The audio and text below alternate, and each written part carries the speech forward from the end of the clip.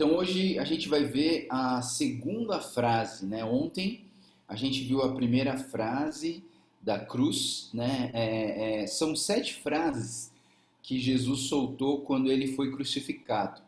Então, no momento em que ele foi crucificado, ele teve sete frases que ele soltou. E essas 7 frases não são simplesmente 7 frases, mas essas frases, de uma certa maneira, elas resumem tudo aquilo que compõe na mensagem na cruz. Claro que tem mais coisa, mas assim, sintetiza, resume aquilo que está dentro da mensagem que a cruz traz para nós, né? Então até citei o hino que a gente cantou no domingo, Rude Cruz, que fala assim: sim, eu amo a mensagem da cruz e até morrer eu a vou proclamar. Ou seja, que mensagem é essa? É essa mensagem que a gente está estudando, né? Com as 7 frases da cruz, a gente acaba mergulhando no âmago da centralidade da mensagem da cruz, né?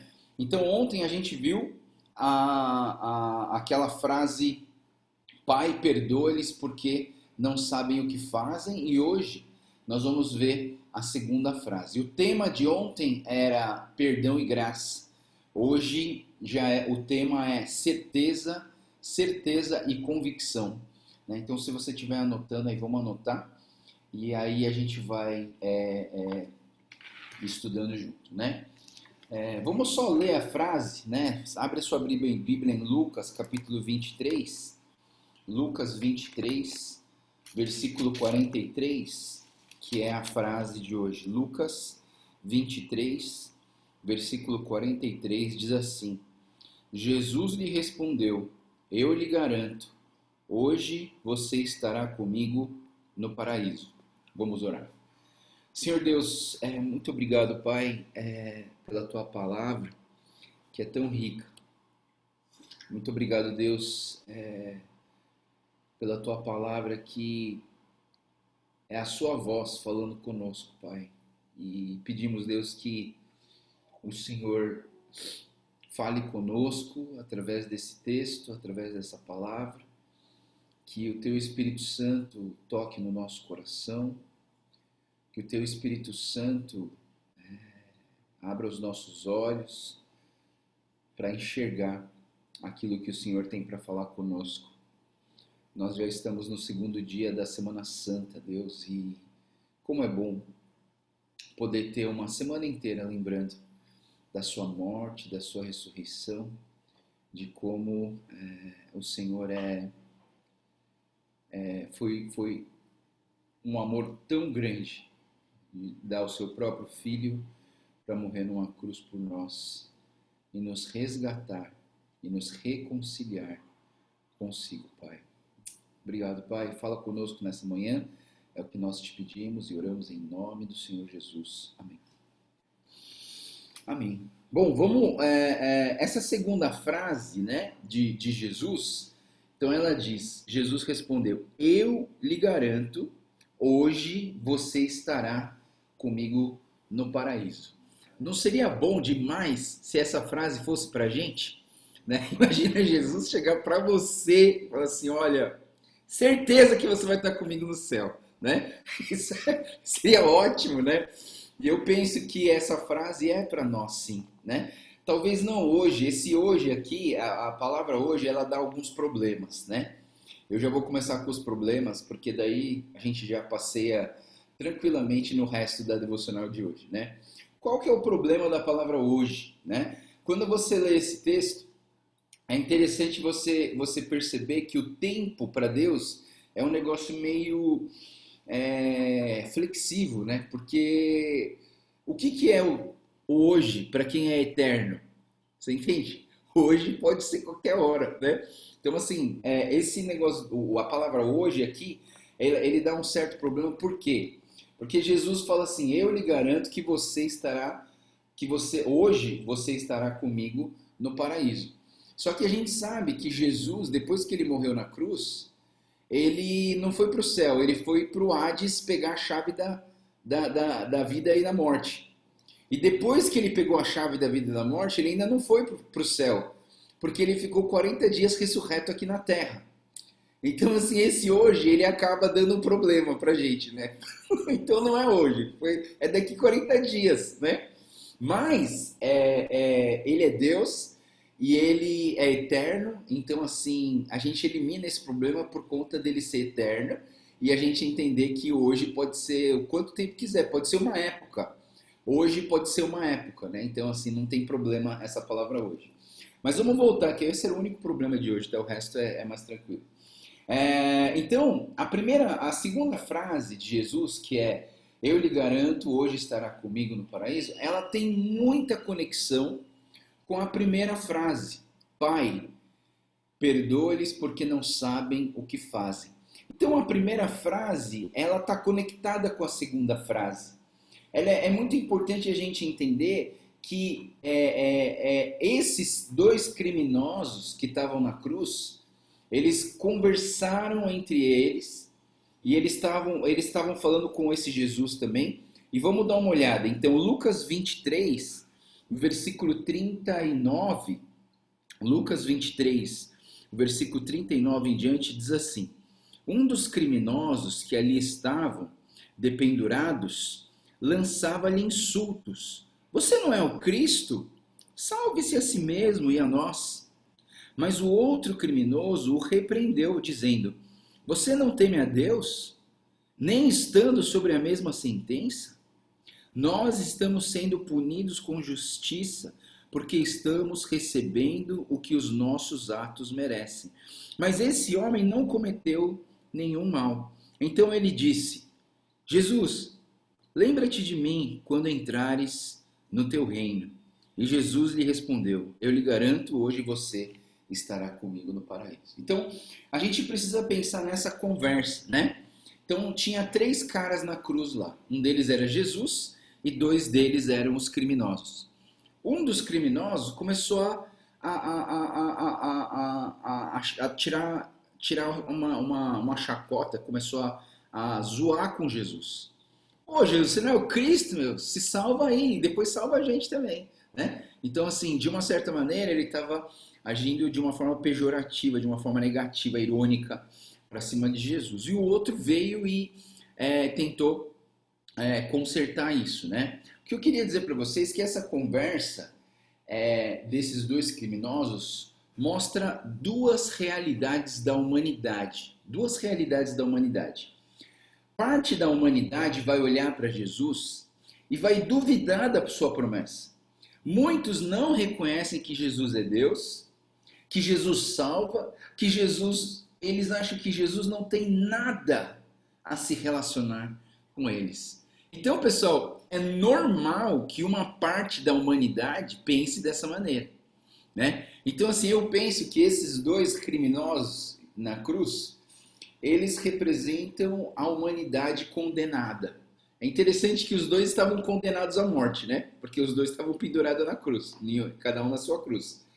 Só que um deles, ou vamos dizer 50% desse grupo, eles fizeram o quê? Eles não acreditavam, eles duvidavam da promessa de Jesus. Eles não acreditavam que Jesus era Salvador. Eles não acreditavam, aliás, pelo contrário, eles atacaram, ele atacou a divindade de Jesus. E é normal isso acontecer, né? Às vezes a gente acha um absurdo na nossa vida que as pessoas ataquem Jesus, falem mal, né? Todo o movimento LGBT, das lésbicas, dos gays, homossexuais, eles atacam Jesus de uma forma assim terrível. Teve uma passeata, eu lembro, que eles crucificaram o homossexual, colocaram um monte de coisa nele assim, tirando sarro de Jesus, né? Então, assim, é uma parte da humanidade que não acredita que Jesus é Deus. Agora, você tem a outra parte da humanidade. Também é uma humanidade condenada, também estava pendurado na cruz, também estava condenado, também era criminoso, mas uma parte da humanidade vai olhar para Jesus e vai entender a sua santidade, vai entender que ele veio de uma forma sobrenatural nesse mundo, que ele cumpriu todas as promessas do Antigo Testamento e esse Jesus não fez nenhum mal para merecer toda essa tortura. Então essa segunda parte, esse segundo criminoso que reconhece isso, inclusive ele começa a fala dele assim: ei, cara, você não teme ao Senhor? Você não teme ao Senhor? Né? Por quê? Se ele pergunta para o outro, você não teme ao Senhor? É porque ele era uma pessoa que temia ao Senhor. Ele temia o Senhor, por isso que ele falou daquele jeito, né? Então é interessante a gente pensar que esse Jesus, ele, ele tinha essa noção de que um deles temia o Senhor, apesar da condenação, apesar do peso, apesar das dificuldades, né? Então esse texto nos mostra o mundo em que vivemos. O mundo é cheio de incertezas, o mundo é cheio de intranquilidades que deixam a gente apavorados, o mundo é cheio de inseguranças, o mundo é cheio de indecisões. Né? É assim, e quando a gente fez aquela devocional, né, da Quaresma, a gente sempre procurava a característica do mundo, né? E hoje a gente pode entender que o mundo é um lugar cheio de incertezas, intranquilidades, inseguranças e indecisões. E é por isso que, se você abrir a Bíblia comigo em João capítulo 16, versículo 33, a palavra de Deus diz o quê? Eu lhes disse essas coisas para que em mim vocês tenham paz. Nesse mundo vocês terão aflições. Contudo, contudo tenham ânimo. Eu venci o mundo. Então o nosso Jesus, ele está falando que o mundo é assim. Ele está falando que o mundo é cheio de incertezas. Ele está falando que o mundo é cheio de dificuldades. E a gente vai passar por momentos de desespero, de momentos ruins na nossa vida. Mas o que Jesus está falando? Contudo, tenham ânimo, né? E talvez essa seja uma palavra para você hoje. Tenha ânimo, né? Eu venci o mundo. A primeira fala de Jesus, olha que interessante, né? A primeira fala de Jesus trouxe para nós o sentido de uma ação sacerdotal de pedido de súplica a Deus por um povo condenado pelo pecado. Ou seja, a primeira fala, Pai, perdoa-lhes, pois não sabem o que fazem. Essa frase, ela mostra o lado sacerdotal de Jesus. Então Jesus, como um sacerdote, ele intercedeu pelo povo, ele foi até o povo, até Deus e falou: Deus, perdoa esse povo porque eles estão fazendo tudo errado. Então perdoa. Então o papel do sacerdote era o quê? Era interceder pelo povo a Deus, pedindo perdão. Mas olha que interessante, a segunda fala de Jesus trouxe para nós um sentido de ação real, ou seja, de um rei com autoridade para decidir o fim da alma de alguém. Então, a frase de ontem mostrava o lado sacerdotal de Jesus. A frase de hoje mostra para nós o lado de rei de Jesus. Por quê? Porque Jesus, ele para alguém chegar e falar assim, eu garanto para você que hoje você vai estar comigo no paraíso. Quando Jesus fala isso, é uma certeza, é uma convicção muito grande. E quem pode determinar o futuro de alguém? Você entende? Então, de uma certa maneira, a gente vê aqui que o próprio Jesus, ele está tomando uma atitude de um rei com toda a autoridade que ele tem e está falando assim, ó, você vai estar lá comigo hoje. É uma atitude de rei, né? Quando Jesus diz, hoje você estará no paraíso, quem teria esse tipo de autoridade? Essa frase tem um peso. Agora eu vou falar bonito, tá, pessoal? Essa frase tem um peso de um edital de aprovação, de um manifesto ou de uma proclamação judicial. Ou seja, de uma certa maneira, Jesus aqui nesse momento, ele está como um rei que tem toda a autoridade, ele está proclamando judicialmente, você está livre, você vai estar comigo lá, né? E quem tem poder para isso? Só um Deus que fala, que é um rei que pode fazer isso, né? Então, duas coisas importantes que a gente precisa ver hoje, né? A certeza do perdão e a convicção da vida eterna. Hoje, a frase de hoje traz para nós essas duas verdades: a certeza do perdão e a convicção da vida eterna. Então, quando você olha para essa segunda frase de Jesus dizendo: eu lhes garanto, hoje você estará comigo no paraíso, a gente entende que essas duas coisas são reais. Então, vamos ver três lições que a gente pode tirar dessa frase de hoje, né? A primeira lição que a gente vai ver é a certeza de um benefício pelo perdão. A certeza de um benefício pelo perdão. Ou seja, todas as pessoas que pedem perdão ao Senhor, é claro que você não pode ficar sentado na sua cadeira esperando Deus te perdoar. Você precisa tomar uma atitude de pedir perdão ao Senhor. Quando você pede perdão ao Senhor, você recebe alguma coisa, você recebe a bênção, ou seja, existe um benefício para quem pede perdão. Então, mais uma vez, a gente vê aqui, como a gente viu ontem na primeira frase, a gente vê mais uma vez o quê? A manifestação da graça. O que é graça?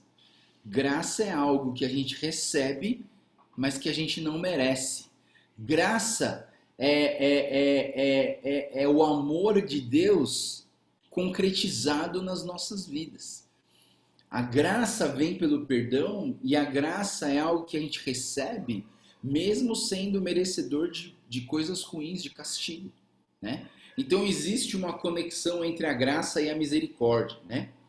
A graça, ele olha pelo lado positivo e a misericórdia olha pelo lado negativo. A graça é aquilo que você recebe sem merecer. A misericórdia é aquilo que você não recebe quando você merece. Então, o que é a misericórdia? A misericórdia é o seguinte: você merece o castigo e a punição, mas Deus não te dá. Então, assim, a graça e a misericórdia, elas são muito conectadas. Por quê? Porque, de uma certa maneira, a misericórdia é uma variação da graça. É uma variação baseada no lado um pouco mais negativo. Você merecia um castigo, mas eu vou deixar você livre. Isso é misericórdia. A graça é: você não merece ganhar presente no final do ano, mas eu vou te dar. Você entende? Isso é a diferença entre a misericórdia e a graça. Então, o que a gente precisa entender desse benefício, né, do perdão? Quando a gente olha para esse criminoso que conversou com outro criminoso e que falou assim: olha, você é doido, você não teme a Deus, né? Ele fala assim: nós estamos debaixo da mesma sentença. Os três estavam crucificados. Os três estavam pendurados na cruz. Depois ele fala assim: mas nós, eu e você, nós estamos recebendo aquilo que a gente merece, porque a gente fez coisa errada, por isso que a gente está aqui. Mas esse cara aí na nossa frente, esse cara, ele não fez nada de errado para estar aqui, né? E aí e essa expressão foi algo que foi uma declaração, foi uma convicção na vida desse homem, porque ele é um pobre, miserável, condenado a caminho da punição máxima e ele encontra no meio de tudo isso o perdão e o benefício do perdão. Então, pessoal, com essa frase, ela traz para nós a certeza do perdão. A certeza de que se nós pedimos perdão, Deus vai nos perdoar. Então, 1 João capítulo 1, versículo 9, 1 João capítulo 1, versículo 9, diz o seguinte: se confessarmos os nossos pecados, Ele é fiel e justo para perdoar os nossos pecados e nos purificar de toda a injustiça. Então, meus irmãos, é certeza que Deus, quando Ele perdoa, Ele te perdoa de verdade. Nós precisamos ter essa certeza. Uma coisa interessante, né? Quando você vai lá para João capítulo 1, versículo 45, a gente tem o encontro de Jesus com Natanael. Mas antes de Jesus encontrar com Natanael, Jesus encontra com Filipe. e fala assim, Felipe, me segue. O Felipe foi. Aí o Felipe saiu correndo para chamar o Natanael. Aí o Felipe chega, Natanael, você não vai acreditar, cara. Encontrei o cara, o Messias prometido do Moisés. Encontrei o cara, é ele mesmo. Aí ele falou, quem é? O Jesus de Nazaré. Aí o Natanael olha para o Felipe e fala assim, e pode vir alguma coisa boa de Nazaré? Fala sério? Tem nada de bom lá? E aí é interessante que o Natanael fica nessa dúvida, mas de repente Jesus aparece. Aí Jesus olha para o Natanael e chama o Natanael pelo nome. Fala assim, você é o Natanael, um cara que não há dolo ou não há pecado. E é interessante, né? O Natanael fala assim, como que você sabe que eu não tenho pecado? Aí Jesus fala o quê? Antes de eu te encontrar aqui, eu te vi debaixo da figueira. E é interessante você pensar que debaixo da figueira era o lugar onde os judeus pediam perdão, né? E ali debaixo da figueira, e quando você vai pedir perdão, você não quer que ninguém esteja do seu lado, não é verdade? Vai que alguém escuta meus pecados, né? Eu não quero que ninguém escute, eu quero falar só eu e Deus. Então, realmente, lá debaixo daquela figueira só tinha duas pessoas. Só tinha Deus e Natanael. E o Natanael pediu perdão dos seus pecados. E Jesus, ao encontrar com o Natanael, falou assim, você é o Natanael, um israelita em quem não tem pecado. Então, é certeza que Deus purifica e perdoa os nossos pecados. Segunda lição que a gente aprende hoje nessa frase, na segunda frase de Jesus, é a certeza e a convicção que produzem fé. A certeza mais convicção produz fé. Isso aqui é muito importante, né? A segunda lição de hoje. A gente vai falar sobre a fé. Se você abrir a sua Bíblia em Hebreus, capítulo 11, versículo 1, a gente tem aqui a definição de fé. Hebreus 11, 1. Diz o quê? Ora, a fé é a certeza daquilo que esperamos e a convicção das coisas que não vemos, né? Então, assim, a gente tem essa noção de que a fé é a certeza daquilo que nós esperamos e a convicção das coisas que nós não vemos. Ou seja, a certeza mais a convicção produz o quê? A nossa fé, né? E olhando para Efésios, né? Se você estiver anotando aí, Efésios capítulo 2, versículo 8 e 9, ele diz o quê? Pois vocês são salvos pela graça, por meio da fé. A sua salvação vem da graça de Deus, mas da sua parte precisa vir o quê? Fé. A parte de Deus é graça, a parte minha é a fé. Por meio da fé, isso não vem de vocês. É dom de Deus, não por obras para que ninguém se glorie. Então, assim, da sua parte não pode vir obras, no sentido de que as obras não te salvam. Não é porque você fez caridade, não é porque você ajudou os pobres, não é porque você deu oferta na igreja que você vai ser salvo. Você vai ser salvo se você tiver fé no Senhor Jesus. Se você tiver fé no Senhor Jesus, você vai ser salvo. Então, nós precisamos entender isso, né? Entender que a graça de Deus, ela é esse presente que a gente ganha sem a gente merecer, mas a gente só consegue ganhar esse presente se a gente tiver fé. E o que é fé? É a certeza mais a convicção. A certeza mais a convicção. Ô pastor, mas o que é convicção? Convicção também é uma certeza, né? Mas é uma certeza que se concretiza em palavras, que se concretiza em ações. Não é só o pensamento. A certeza ela fica no campo do pensamento. Não, eu tenho certeza, né? Por exemplo, você tem certeza que Deus existe, mas você não vai para a igreja. Quando você vai para a igreja, você está mostrando que você tem certeza e você tem convicção. A certeza e a convicção, elas são parecidas, mas eu acho que, para mim, a convicção, ela trabalha numa área mais prática. E a certeza trabalha num campo mais filosófico. Você pode acreditar em um monte de coisa, mas se você não pratica, você não mostra a convicção que você tem naquilo. E última coisa sobre esse ponto é como a fé é importante, pessoal. Será que eu preciso ter fé para ser cristão? Será que eu preciso ter fé para andar com Deus? E aí, lá em Hebreus capítulo 11, versículo 6, ele vai dizer o quê? Sem fé é impossível agradar a Deus. Sem fé é impossível agradar a Deus, pois quem dele se aproxima precisa crer que ele existe e que recompensa aqueles que o buscam. Então, assim, é muito importante a gente entender essa questão da fé, né? Que sem fé é impossível agradar a Deus, né? E essa convicção que nós temos em Jesus, eu vou abrir um último texto aqui com vocês, em 1 Tessalonicenses, capítulo 1, versículo 5. É muito interessante, eu gosto muito desse texto, porque 1 Tessalonicenses, capítulo 1, versículo 5, Paulo está explicando para as pessoas como que a igreja de Tessalônica surgiu em 3 semanas. Nossa, eu acho que o sonho de qualquer pastor é isso, né? Em 3 semanas ter uma igreja, imagina. 3 sábados, no outro sábado a igreja já estava montada, né?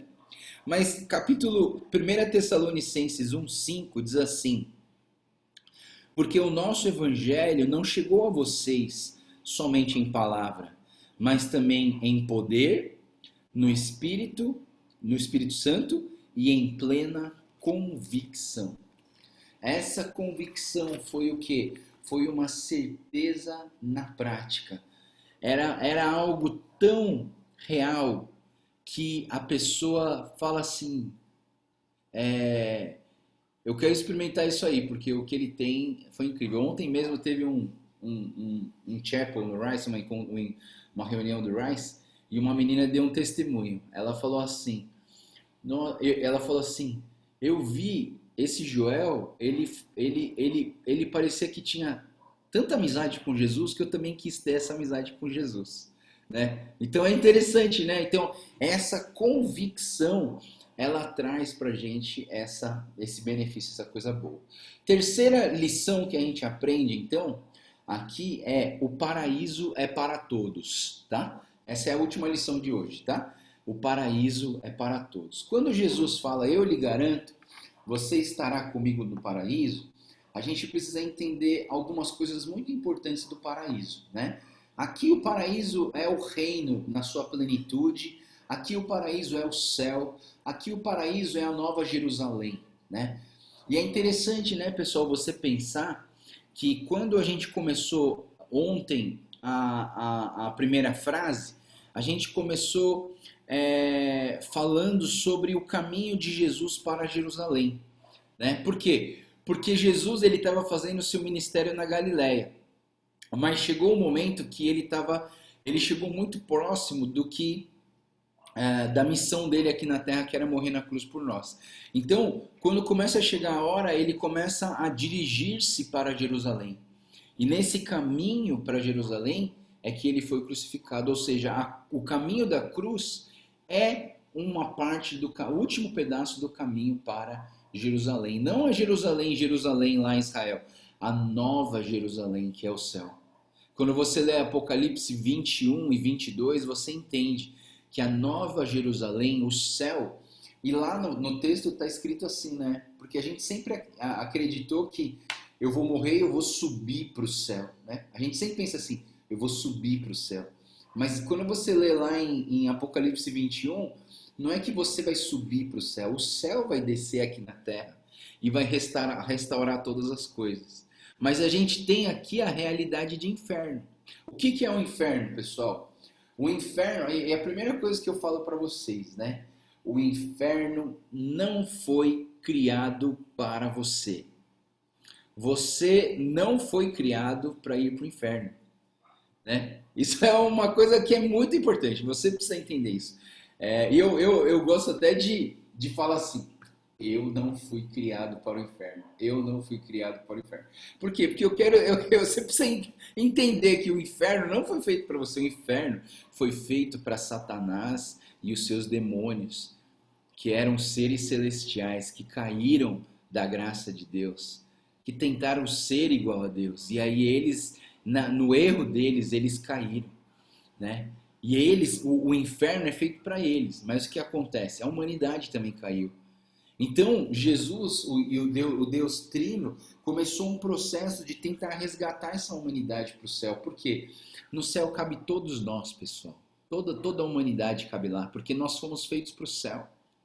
Mas, por conta da queda da humanidade, Deus começa um processo de resgate das pessoas para que elas não vão para o inferno, para que elas vão para o lugar que elas merecem, que foi feito para eles, que é o céu, que é o paraíso. Mas tem muita gente que não vai aceitar Jesus como Senhor e Salvador. E eles não vão para o céu, né? Então, assim, eu acho assim, agora não é hora de você ficar preocupado. Ai, quem vai para o céu? Ai, será que a minha avó que morreu, ela vai para o céu? Ai, será que essa pessoa vai para o céu? Será que esse vai... Não cabe a você pensar nisso. Você precisa pensar na sua vida, você entende? Você precisa pensar na sua dedicação ao Senhor, na sua fé no Senhor Jesus, e você precisa cuidar da sua vida no sentido de que garantir a sua convicção e certeza de que o céu é para você e eu vou fazer de tudo para eu viver de uma maneira digna para eu receber esse céu, né? Então, presta atenção, Deus não criou um inferno para a humanidade. Nós fomos criados para viver a eternidade com Jesus. E essa convicção, confissão, né, de Jesus, ela é muito importante. E a nossa confissão também é muito importante. Quando a gente vê esse criminoso declarando, fazendo essa pergunta, né, ele fala assim: ô Jesus, quando você entrar no reino, lembra de mim no seu reino, né? Quando você chegar lá, lembra de mim quando você entrar no seu reino. Né? E é interessante que essa declaração do homem talvez não foi nenhuma declaração de eu aceito você como Senhor da minha vida, eu entrego minha vida. Não tem. Mas ele reconheceu que ele tinha um temor por Deus, ele reconheceu o seu pecado e ele pediu: Deus, lembra de mim quando você entrar no céu. E essas confissões, por isso que quando a gente batiza nas águas, as pessoas precisam confessar. Elas precisam confessar com a sua boca a fé que elas têm no Senhor Jesus. Lá em Romanos capítulo 10, versículo 9 e 10 diz: se você confessar com a sua boca que Jesus é o Senhor e crer no seu coração que Deus ressuscitou dentre os mortos, será salvo. Pois com o coração se crê para a justiça e com a boca se confessa para a salvação. Eu lhes garanto, hoje estarão comigo no paraíso. Né? Essa é a certeza e a convicção que nós temos na verdade do Senhor Jesus nas nossas vidas. Amém, irmãos e irmãs queridas? É isso aí. Essa é a devocional de hoje. Deixa eu abrir aqui, se alguém quiser fazer alguma pergunta e quiser fazer agora, pode fazer, tá? Eu deixei o microfone de vocês liberados. Alguém quer fazer alguma pergunta, algum comentário?